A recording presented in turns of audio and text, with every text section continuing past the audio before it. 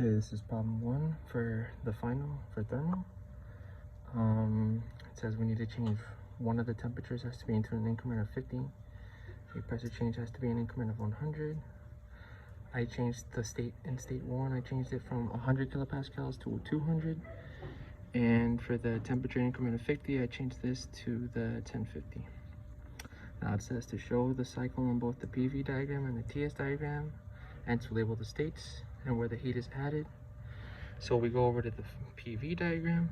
We see that I changed it, so instead of 100 it's 200, and by reading it, it says it's constant heat, so it rises up to the 300, which is over here, and it just follows this diagram, following from the state 1 to state 3.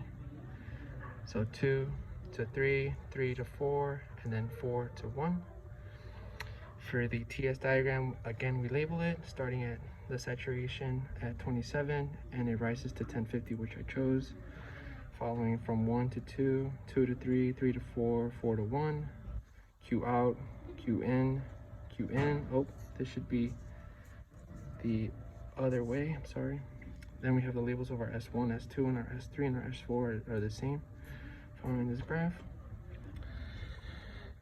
Now solving for the net work, we have our pressure 1, pressure 2, T1 and T3.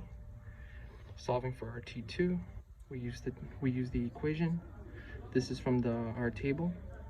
I believe it's A5. We get that the heat from 1 to 2 is 71.8 kilojoules. Now following the same equation, we want to find the heat applied from state 2 to state 3, which gives us our answer right here. Moving on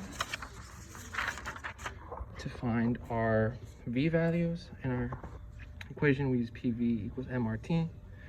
The R is from our ideal gas table, and our temperature is given from the T3. Solving this, we get a value of V3 is 1.2656. Using the equation from the textbook, here we modified it to try and solve for our V4. Doing that, we solved it. Finding V4 is 1.7089. Going down, we see that we can also modify it to get our equation of our net work. Plugging in the values that we found prior for P2, V2, and P1, V1, 1 minus Y.